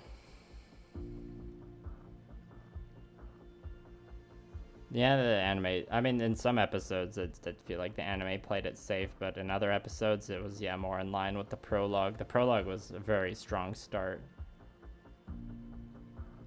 Loved the, I was like really hooked upon watching the prologue. I remember showing my friend that I've watched a lot of anime with, mostly like Attack on Titan and JoJo's Bizarre Adventure. I showed them the Witch from Mercury prologue and they were very into it. Thanks for coming, EL. And thanks for appreciating the Crispy Edge highlights, Country Fried. Yeah, the Marasai and the Messers. I have a high grade Messer kit. That's a great model. It's a great high grade and it's a nice big boy.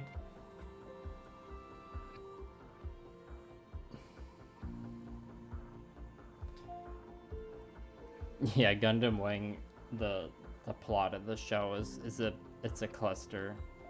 It's a mess. It's a hot mess.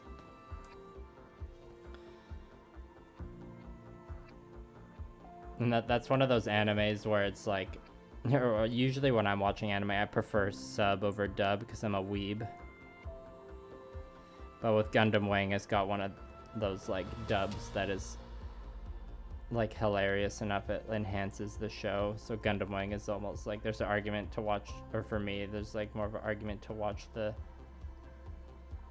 English dub over the Japanese, mostly for like those scenes between Hiro and Relina.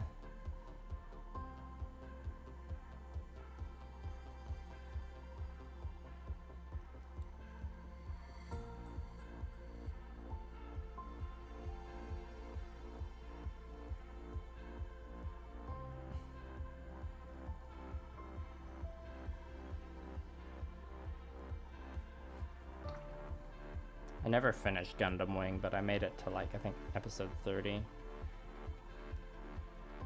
Me and Blue Parappa, that is. I'm more likely to just, if I'm gonna like go back and watch an older Gundam anime, I'm more likely to rewatch G Gundam. That one I actually have a nice DVD box set of.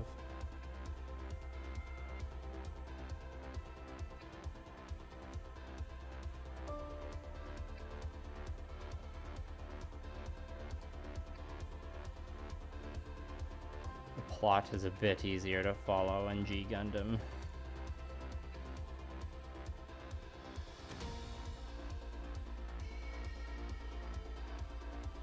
Just a bit.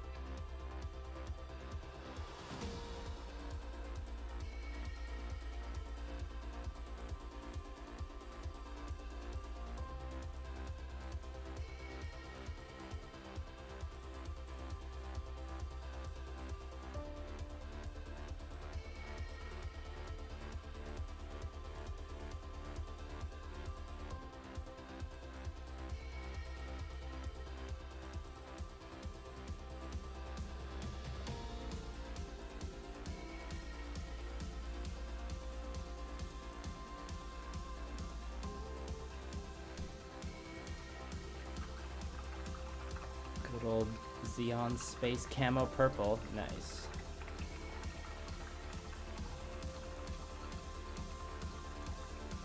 Oh yeah, the OP for the 8th MS team and G Gundam are also good. Yeah, G Gundam is indeed campy fun. When's that perfect grade tequila Gundam coming, Bandai?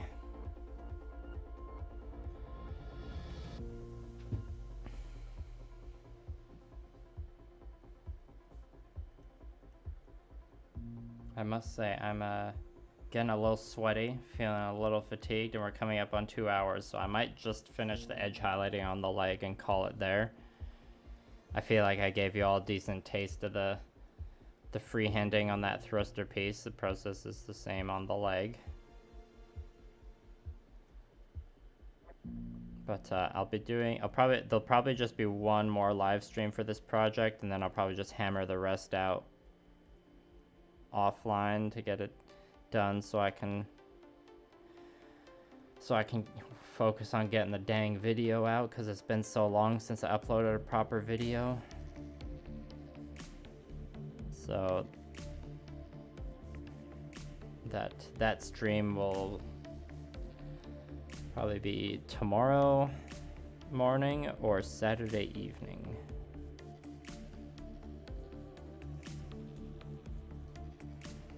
Have to see how things shape up.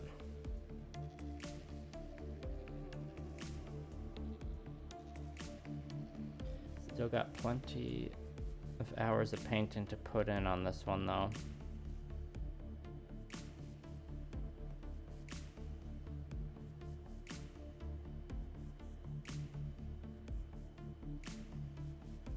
Yeah, I'll make the official call on when to end this stream when I'm done the edge highlighting on this leg though. I don't want to push myself too hard though, it is the first morning stream.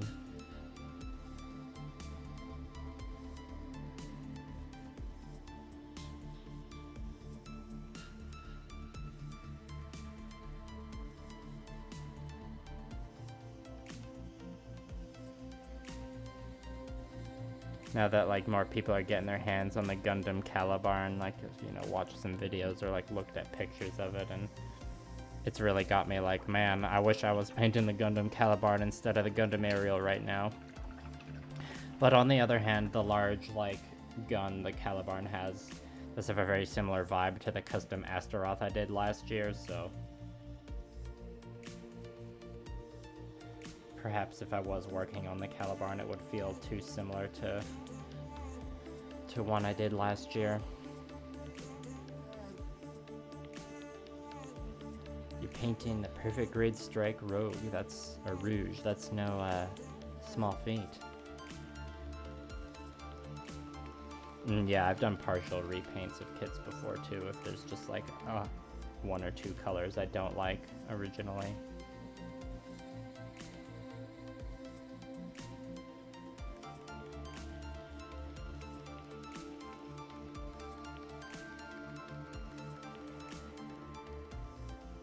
Yeah, and this arrow's gonna be in a flight pose, so I actually gotta remember to paint the bottoms of the feet. It's not something I usually think about.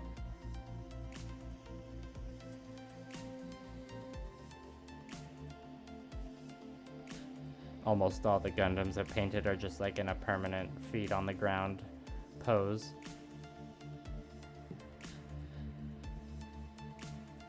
Not this one though. It's got a jetpack, so it's gotta be in a flying pose.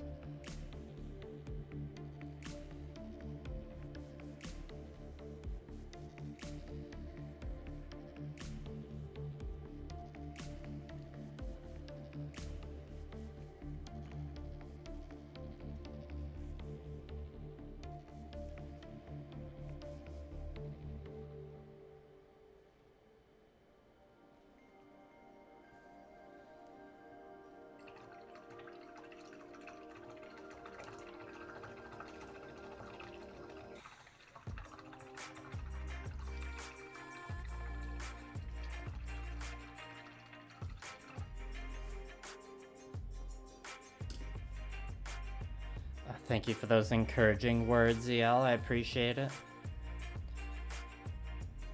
You want to eat? Aaron Elemental wants to go either stealth aircraft gray and white or go full on Char Asimov. Go with red black Sasabe style. I I mean, a lot of my painting leans very heavily on the very vibrant colors, so I would definitely, between those, I would like definitely be biased towards the flashy red, because you know if it's red, it goes faster. Country Fried has a 1/100 Zabungle Caprico type that's just itching for a paint up. I don't know that one, but sounds pretty cool. And thank you for the feedback on the time of the stream there, Goblin. And I hope your leg feels better. Alright, let's get the bottom of this foot done.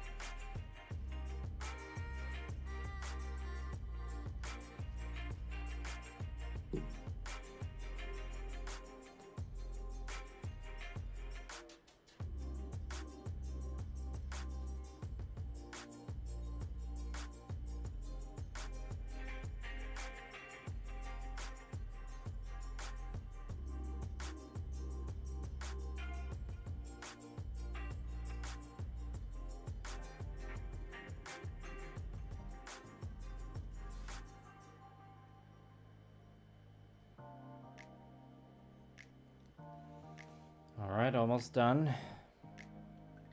A Muv-Love kit. I've heard of those before. Don't know much about them though.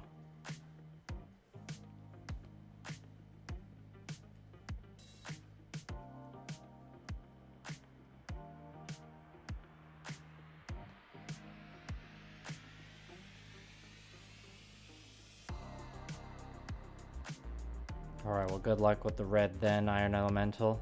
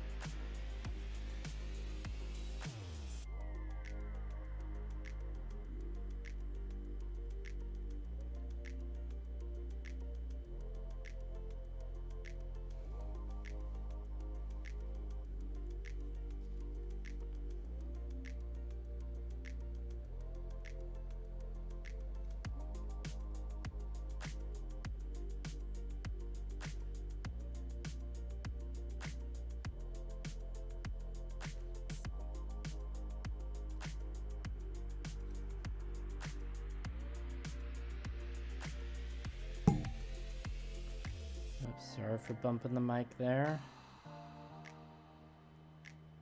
Overall, this stream hasn't been too bad for my usual getting or not having the camera be in focus and bumping the mic with the end of the brush.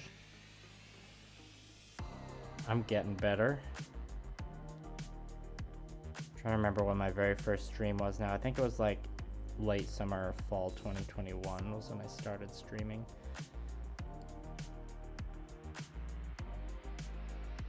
Okay, that's it for the edge highlights on this leg, and we're at we're just coming up on 2 hours. Maybe I have enough energy to do just a tiny bit of freehand on the heel or something, or we can do like the foot freehand, but that's it.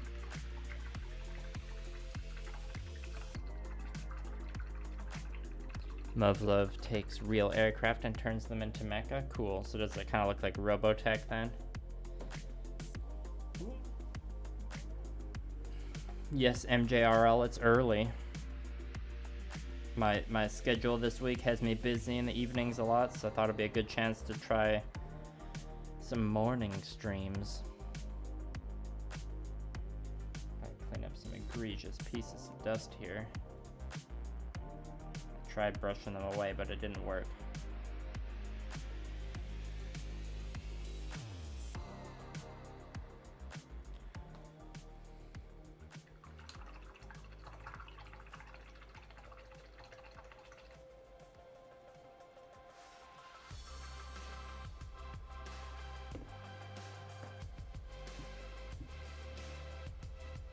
Okay, well, since there's a decent amount of people watching still, I'll do just a little bit more freehand before I tune out here.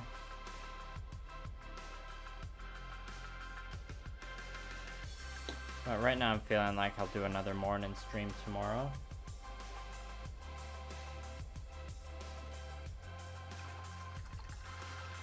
Probably make the official decision on that this evening and post about it to my social medias before I go to bed like I did.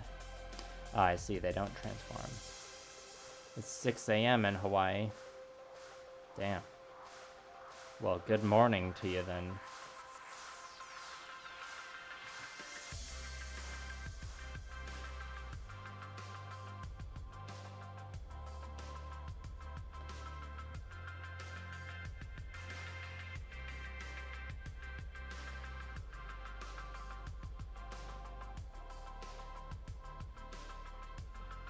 Now the challenge for me is gonna be keeping up the productivity today after the stream is over.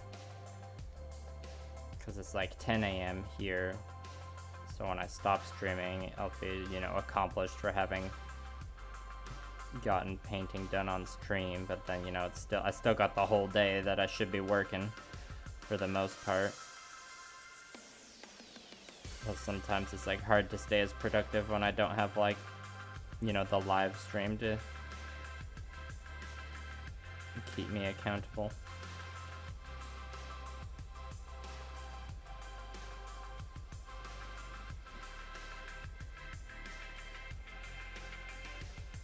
I am curious for those of you that it's morning or daytime for you right now, how many of you are like, have me open in another tab while you're working?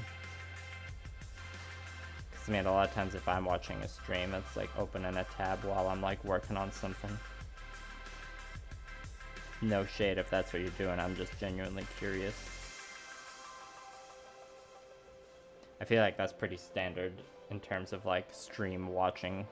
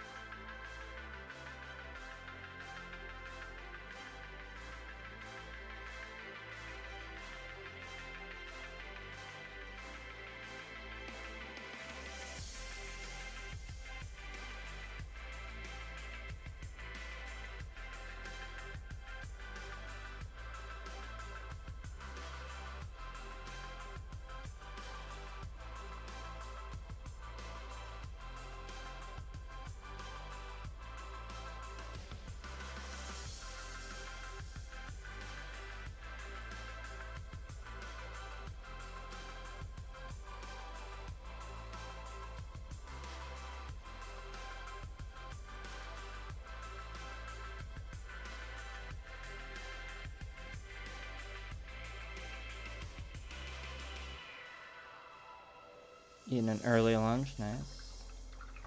On your phone as you're getting ready for work, nice.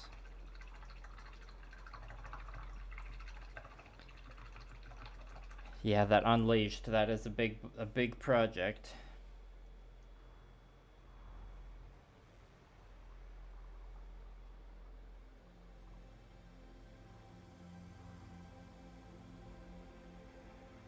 Ooh, a Friday shopping spree, what did you get?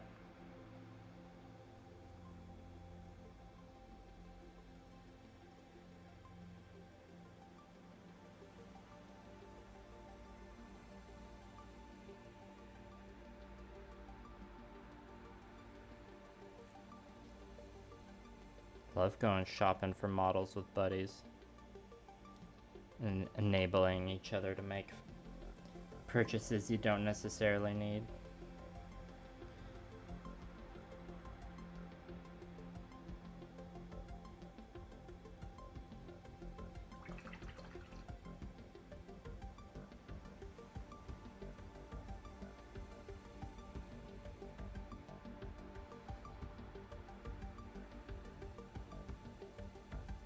Uh-oh, my coffee tummy ache is kicking in now.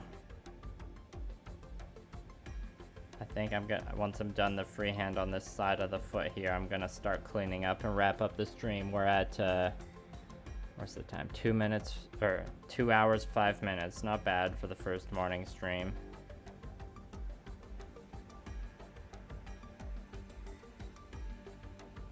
Maybe if I do a morning stream tomorrow, I'll start an hour later and I'll have more of a chance to get like a larger breakfast in.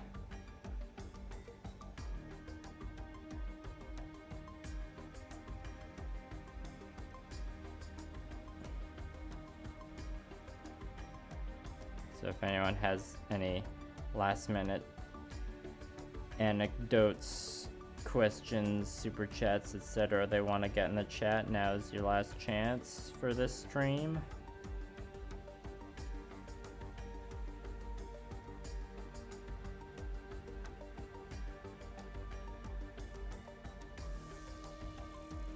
Alright.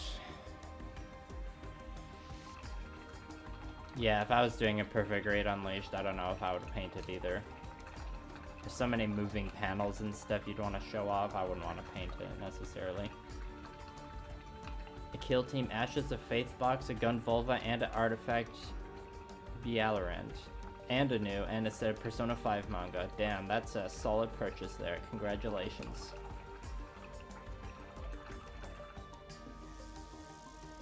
Alright, well, I'll give y'all a look. Well, let's grab the finished, or the freehand finished thruster. The freehand is finished blocking in, I should say. So there's what the full freehand pattern looks like.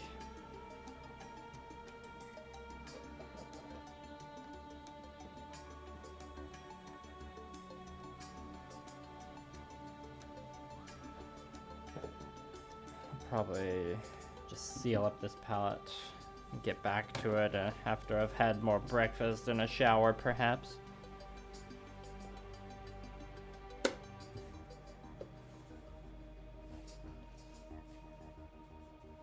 Thank you, Country Fried Minis. And thanks again for giving my stream a little plug in your Discord there. Use the air blower to de-moisten my glove here. Thank you, Sean.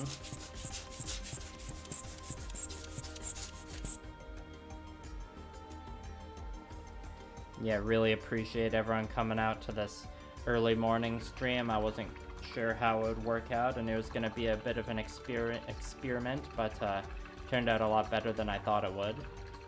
So I appreciate everyone turning out. And like I said, probably only going to be one more stream for the aerial project, and that's probably going to be tomorrow morning. Slight chance of a stream happening Saturday evening instead, or in addition to that. So stay tuned on my social media or the Discords I hang out in for more details on that. And yeah, I think that's all. So thanks again for coming, everybody. Hope you have a solid Thursday, whether you're about to head to bed or you're just getting your day started. And I will talk to you later. Bye.